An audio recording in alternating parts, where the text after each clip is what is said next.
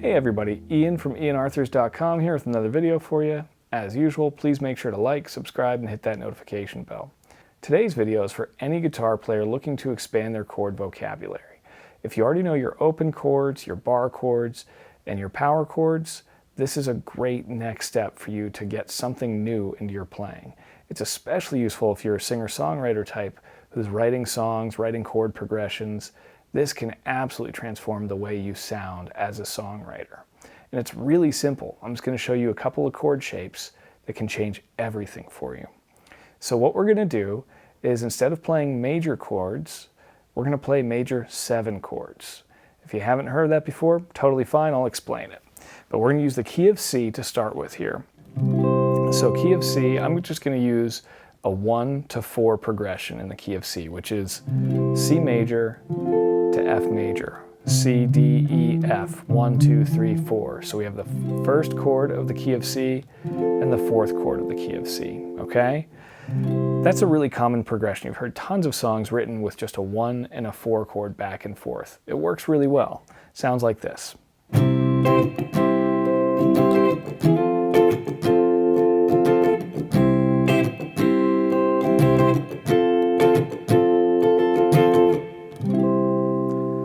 Really nice. Sounds great. If you want to take that and separate yourselves from everybody else, though, there's something really simple you can do. Like we said, just substitute in the major 7 chord shapes instead.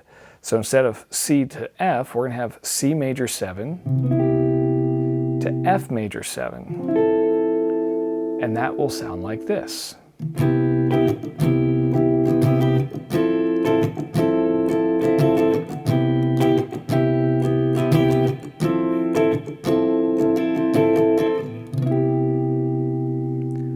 So the sound just has a completely different quality to it now, where it kind of gets a little darker. You know, it's still major, it still sounds nice, it's pretty, but it doesn't have the bright, happy sound that those major bar chords do so naturally. So this can really just, once again, add a different dimension to your songwriting and your rhythm playing. Not all progressions work where you can put a major 7 in place of a major chord, but just try using your ear and experiment right now. See how it works for you, basically. So to play those chords, we have C major 7. Use your first finger on the low E string on the 8th fret.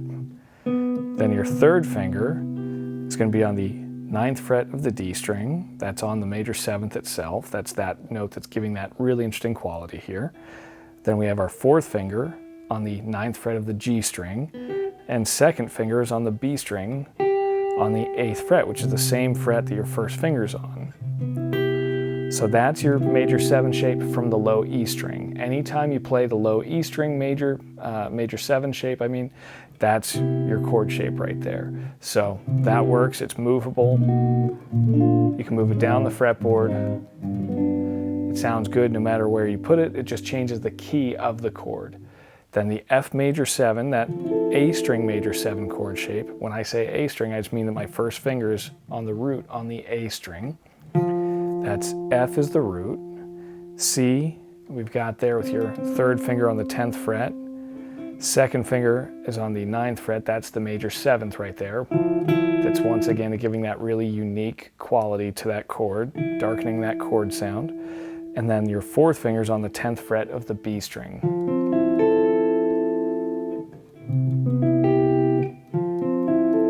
And that's the sound you get from it. So putting those two back to back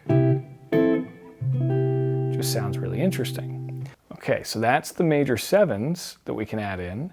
Now, what if you want to throw some minor chords into your progression? We can essentially do the same thing, where we're going to take the minor chords and replace them with minor 7 chords, and it's just going to change the sound just ever so slightly and hopefully give you a new idea. So let's say in the key of C, instead of just a 1 to 4, let's say we want to make it 1 and then 3 for our chords. So that's E minor is the 3 chord of the key of C. And then 4 would be F, and then back to C. So this is really also a pretty common chord progression that you'll see, a 1, 3, 4, 1. okay? So if we want to take that, it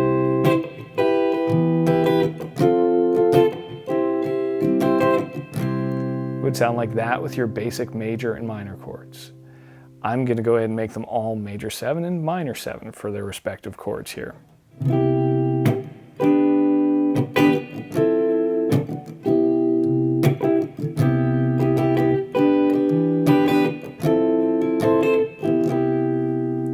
Completely sounds different than our original all major and all minor progression.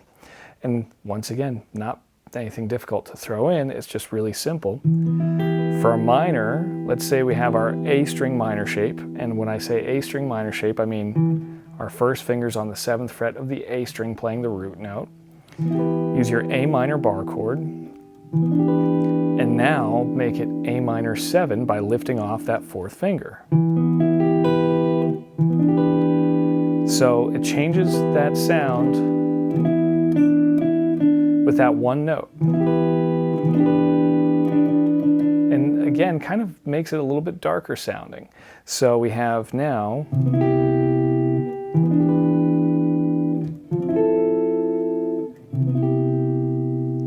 a completely different sounding progression than what we started with.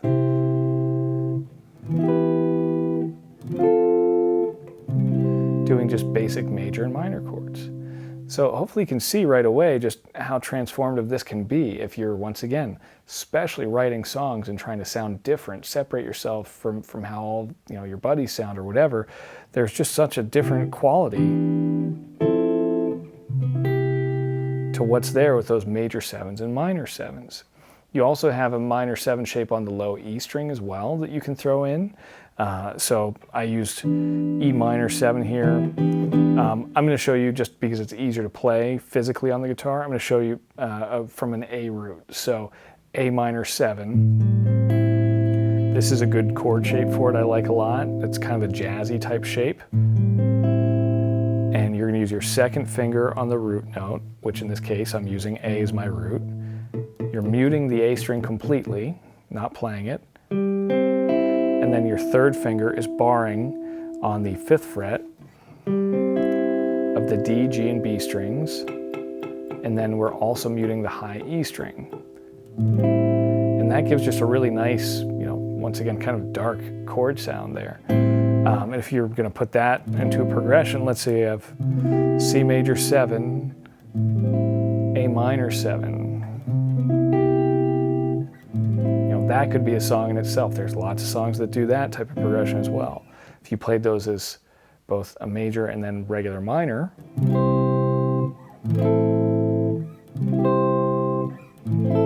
switch them to major 7 and minor 7,